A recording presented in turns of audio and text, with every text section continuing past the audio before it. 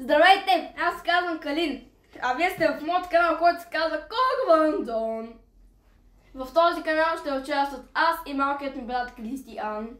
В този канал ще има супер яки видеа, в които ще има танцуване и ще ви учим на някои стъпки.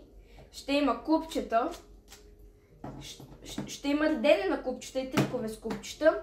И също ще има забавни пранкове и други забавни видеа. А пък на някое видео, вие ако имате идея за клип, който и мислите, че ще е готина, напишете в коментарите.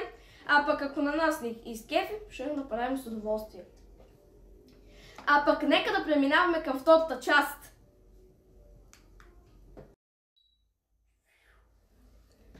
Тази ракета ви показва да оставите един лайк. Нека да започнем с втората част.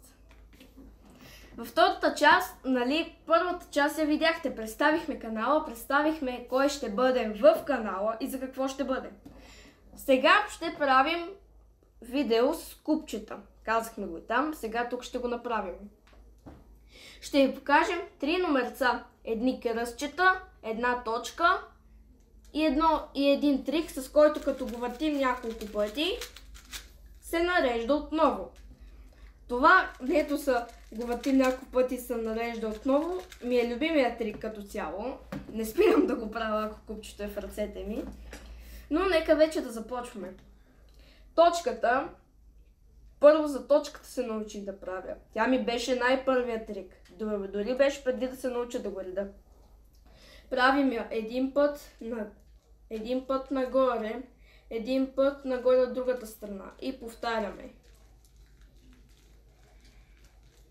И става точка. Ако искате да го върнете, не започвате отново от тази страна, ами започвате от другата страна.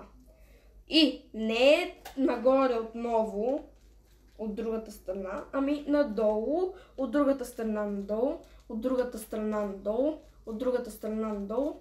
И повтаряте, докато не се нареди отново. Сега да преминаваме към другия трик, който е кръст. Кръстът е тези, ще бъдат бели. Цветът, който е отсреща, ще го има тук. Вторият се прави 2 пъти нагоре, обръщаш 2 пъти нагоре, този път не обръщаме отново насам, ами обръщаме насам. И още 2 пъти нагоре и ето това трябва да ви се получи. По същия начин се реди.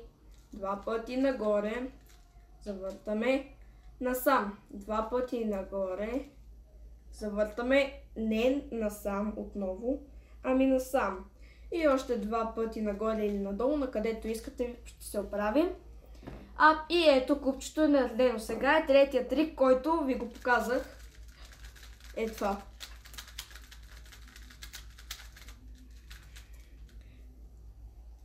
Правите един път нагоре, един път насам, един път надолу, един път насам. И повтаряте.